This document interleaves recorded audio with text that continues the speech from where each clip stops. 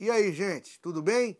Mais um Entretanto, que trata das coisas do Brasil e do mundo à luz do direito de maneira descontraída. Hoje nós estamos falando aqui de novo do caso João Alberto, que tem tido grave repercussão, enorme repercussão, e é um balaio de detalhes, contém um balaio de detalhes, todos eles importantes da gente analisar aqui juridicamente com essa brevidade que também é característica do programa. Bom, muito disseram, os advogados dos agressores disseram que se trataria de legítima defesa. As imagens mostram, primeiro, um soco do João Alberto, depois, durante a tentativa de contenção, ele continuou o tempo todo agressivo.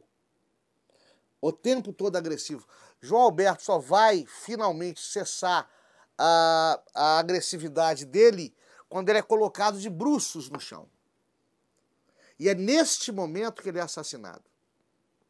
Quando ele é colocado de bruços no chão, é aplicada, finalmente alguém consegue aplicar uma técnica de imobilização no João Alberto, só que essa técnica de imobilização é levada aos extremos, aos pináculos da loucura criminosa e isso acaba matando João Alberto. Mas até o momento que ele é colocado de bruços, ele oferecia resistência, mas não uma resistência que impusesse aos seguranças despreparados o direito de responder com aquela desproporcionalidade. Eles bateram muito, agrediram muito, eles estavam em dois e eles deveriam ter contido com técnicas de imobilização utilizadas com moderação aquele cliente, né, corajoso, destemido, incômodo. Ele deveria ter sido contido com técnicas de imobilização, sem agressão inútil, desnecessária e, sobretudo, desproporcional. A proporcionalidade, para quem não sabe, é um requisito para que se admita a legítima defesa, né? Você age em legítima defesa quando você responde a uma agressão atual ou iminente de maneira proporcional. Isso está na lei, tá? Quando o sujeito já contido por uma gravata continua sofrendo socos e mais socos na cara, e quando finalmente ele é colocado de bruços e já detido, já contido, já implora por sua vida e continua sendo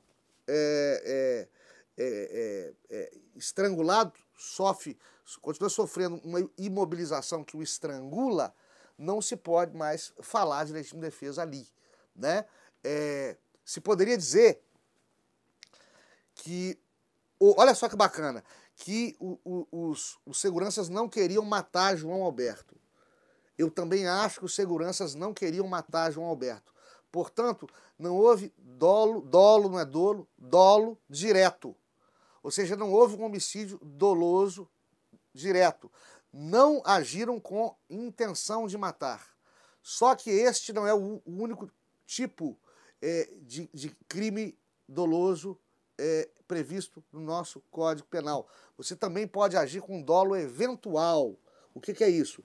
Você não quer o resultado, mas assume o risco de que ele venha a ser produzido, né? Eu não quero matar fulano, mas se ele morrer, então eu vou agir dessa maneira. Pode ser que tenha ocorrido dolo eventual. Agrediram sem querer matar, mas presumindo que a morte poderia ocorrer, não se importaram com o evento morte, que também caracterizaria o crime de homicídio doloso através do dolo eventual, que o agente não quer, mas assume o resultado de provocar o resultado, assume o resultado morte como provável, como possível, e ainda assim não cessa a sua ação criminosa.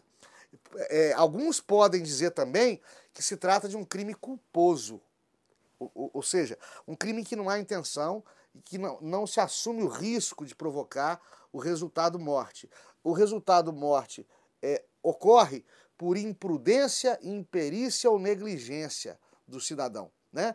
É um crime muito comum no trânsito. O sujeito atropela e mata por imprudência, imperícia ou negligência.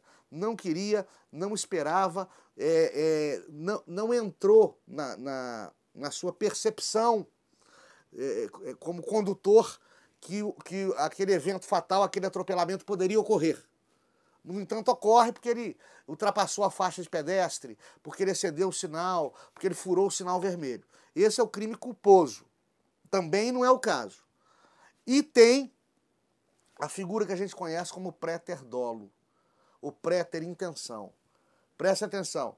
Eu quero cometer um crime, mas o resultado desse crime que eu não quero é mais grave. Eu quero dar um soco na cara do Joaquim.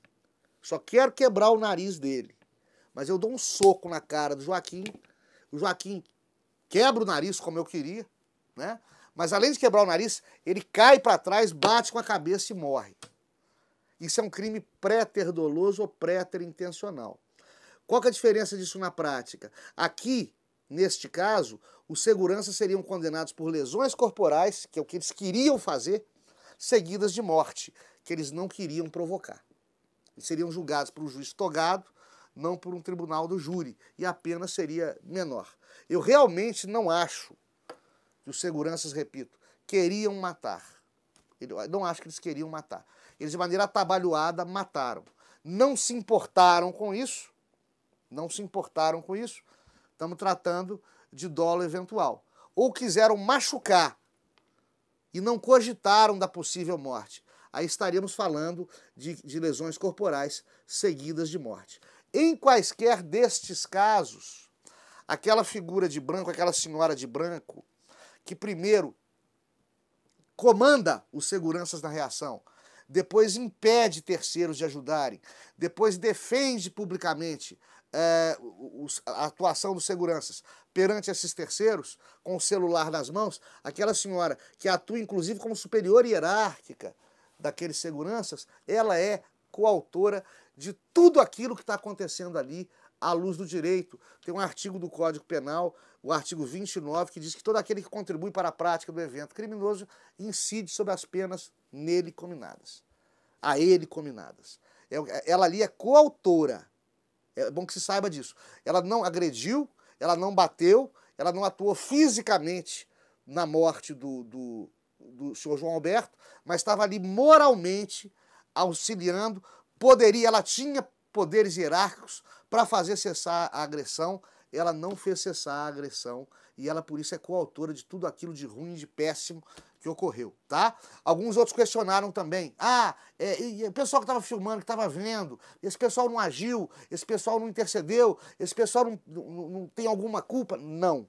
Você, terceiro particular, transeunte, pedestre, que não tem um dever funcional de atuar para salvar a vida de alguém, você não está obrigado a qualquer esforço heróico para fazê-lo. Só os servidores públicos ou aqueles profissionais encarregados por dever de ofício de impedir aquela injusta agressão, de impedir aquele fato violento, estão obrigados a fazê-lo. No caso, se tivesse ali um policial de serviço, visse aquilo e não agisse, estaria sim cometendo um crime por omissão, tá?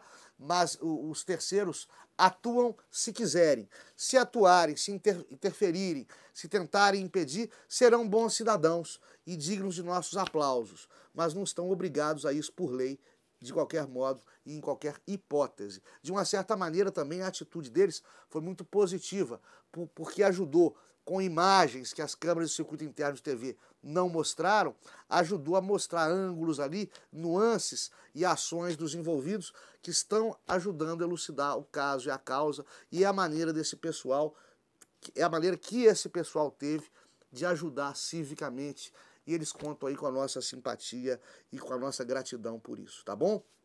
Até a próxima.